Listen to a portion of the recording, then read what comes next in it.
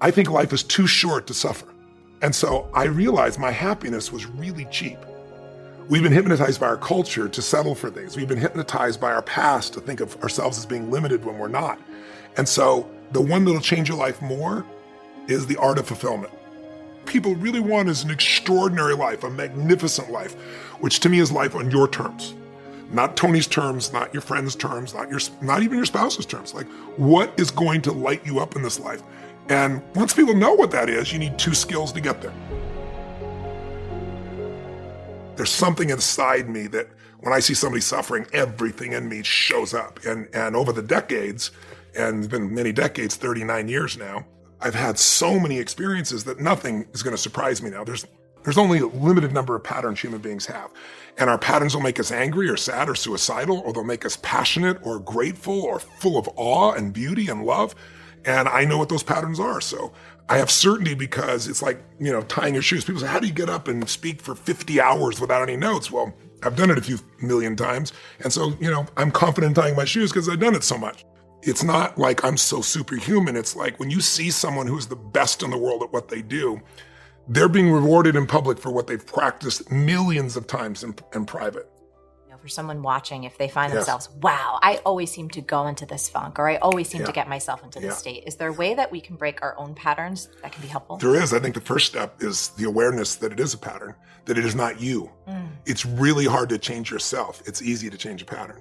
But when you've lived a pattern so often, we get the illusion that that's me, that I'm, a person that puts things off, I'm a procrastinator, or I'm, not aggressive, or whatever it is. And we have all these aspects of our life, some of which are more developed than others, but they're in there.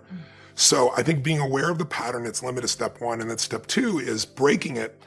But people can break their pattern easily. They just don't, not only because they're in it, but because most people have never decided to say, I'm not going to tolerate this in myself anymore. So awareness is step one. Step two is raising the standard and going, this just isn't me. This is not what I stand for. This is not good for my kids. This is not good for my husband or wife. This is not good for the world. It's not good for me. And then putting a line in the sand that says, this ends here now. And then how to break your pattern. There's a million ways to break your pattern. I mean, all lasting change happens in an altered state. See, most of us think of hypnosis, like people say, you can't hypnotize me, and they're usually in a trance when they're telling me that. I don't hypnotize anybody, I de-hypnotize them. We've been hypnotized by our culture to settle for things. We've been hypnotized by our past to think of ourselves as being limited when we're not. And so what I really try to do is I alter people's state, because in an altered state, you'll do it. Just knowing, most of us know what doesn't work and what works. Most of us know when we're screwing up. Most of us know what we should do, but we don't do it. And the reason is because in that state of mind, you're not going to.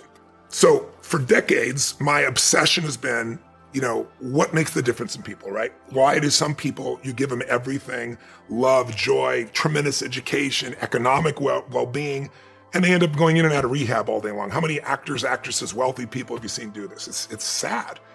And then there are people that life has just beat the hell out of, right?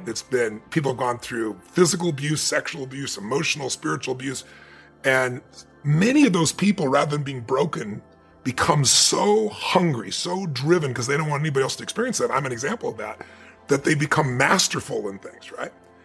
But along the way, I was like, okay, so what am I really about? I said, my real mission is to help people get what they really want and help them have what I would call, you might say, I want to lose weight, I want to make more money, I want to have a better relationship. But what people really want is an extraordinary life, a magnificent life, which to me is life on your terms. Not Tony's terms, not your friend's terms, not even your spouse's terms. Like, what is going to light you up in this life? And once people know what that is, you need two skills to get there. One I've taught for decades, the science of achievement. And you know me well enough, and I know you well enough, that we both have been obsessive about finding the strategies that can help people get the result they want faster than they ever have. And you're brilliant at it, and I'm really good at it, and we have a lot of friends that are really good at it. But most people can figure that out. We can help them do it faster. And I think that's a great service, and I love being able to do that. And I love knowing answers that can help people so quickly. But it's a science to achieve, meaning if you look around and I wrote a book, I think about a year ago. I spent 4 years on it, and I wanted to answer the question, how do I help people financially in a world where most people are suffering? I don't have those answers. I have some answers. The people with the best answers, the ones you should go. If you want to achieve something, find somebody getting the result you want and model them. Success leaves clues. Go find out, right? My original teacher, Jim Rohn, taught me that. I never forgot it. So I went out and interviewed 50 of the smartest financial people in the world. Everybody from Warren Buffett, Carl Icahn, and I found the common patterns. If you live by these patterns, you'll have more than enough money. You may not be a billionaire, but you'll have more than enough money. If you violate these rules, the science, you're going to have too much month at the end of the money. You're going to be stressed out. Same thing with your body. We're all biochemically unique, but there are rules you and I both know scientifically that if we violate them, our energy drops. If we align, and we're going to have disease, we align with them, high energy. So that's the science of achievement. Get there quicker. How do you do it? One, obsess about what you want, right? Focus on it continuously. Have so much emotion about it that you take massive action. Keep changing your approach. Model somebody really great. And then with some grace, take some grace too. Some call it luck. Some call it God. If you do the first 3 steps, that 4th step usually kicks you over. But the more important lesson, and the one that I'm obsessed by getting into people's minds, I really appreciate me planting the seed with everybody. The one that'll change your life more is the art of fulfillment. And I say the art of fulfillment because what will turn you on, excite you, fulfill you is going to be different than this man here who I know is your friend behind the camera and this beautiful lady here. It doesn't matter how close we all still are fulfilled by slightly different things. And so what I really want is I believe that success without fulfillment is the ultimate failure. And I really want people to be fulfilled even more so because billionaires, that sounds ridiculous, but they're a dime a dozen. That's an exaggeration, meaning lots of people become billionaires. What's a hell of a lot more rare is someone who loves life every single day and stays happy when it doesn't go their way. There's nothing worse than an angry rich man, an angry rich woman. You want to slap them. It's like they have every benefit in life, but that's what the human mind does. The human brain is 2 million years old, and this is not designed to make you happy. It's designed to make you survive.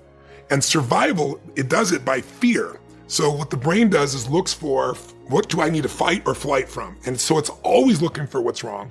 And our minds can take us over unless your heart is what's running you. So what I try to do is show people how to shift that. And if you would have asked me a year and a half ago, do you suffer? I would suffer. I would like, what are you talking about, right? I have the most magnificent life. I've got 18 companies. We do 5 billion in sales and 7 different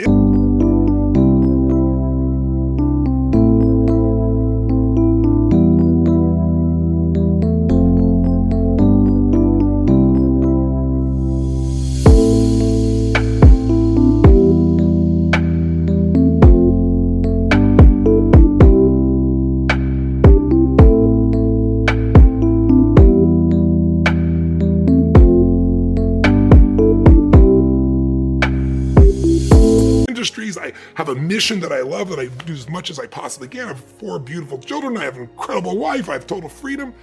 And I would be totally authentic in telling you all that. But I wouldn't use the word suffering, just like achievers don't think they have fear. Now, I've shared with you before, like stress is the achiever word for fear. I'm never fearful, I'm just stressed. Well, if I follow your stress, it'll take me to your fear. So what I found is I suffered because suffering, there's only 2 states you can live in, 2 types. Beautiful states of being. Happiness would be one. But if you just try to be happy all the time, it's not real, right? If some people smile so much their face hurts. It's a beautiful thing, but think of it this way. Beautiful states could be awe. It could be love. It could be passion. It could be a courageous moment. It could be being driven. It could be happy.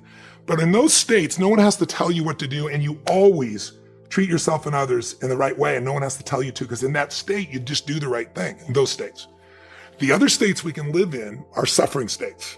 So suffering would be frustration, anger, overwhelm, stress, worry, loneliness, depression. There's a range of them. And I wasn't depressed, but I'd be, of course, pissed off or frustrated, overwhelmed at times. And that's part of life. Right. Here's what I believe today. That's not part of life. That's the mind. That if you don't manage it, you can have everyone loving you. You can have those beautiful family. You can have 20 Academy Awards. You can have all the money you could spend, and you're still going to be in pain.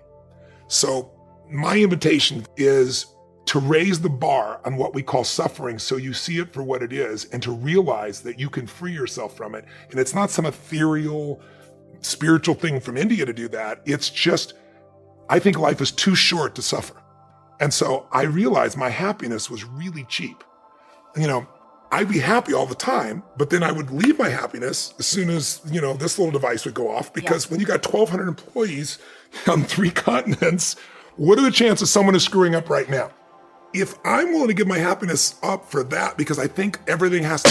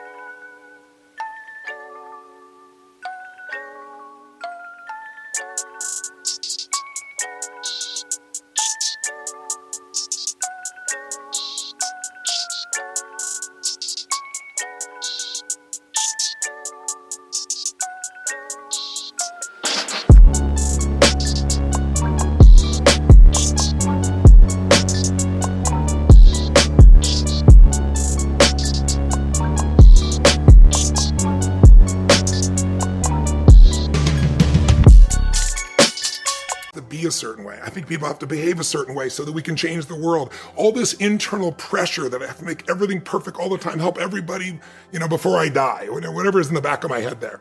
And what I began to realize is I'm not living when I let this take that away. This should be one of additional tools to connect me with times. And so now when that stuff happens, I just let it go. And that, for an achiever, that's the hardest thought in your mind. Everything is a breakthrough, right? But problems need energy to live. And some things you just don't give them an energy. They're much easier to solve. Plus, it's easier to solve something in a beautiful state than in a pissed off, freaked out state. Now, some of us get pissed off and speeds us up and, we find the answers, but there's a better way. There's a more elegant way. There's a more beautiful way to live.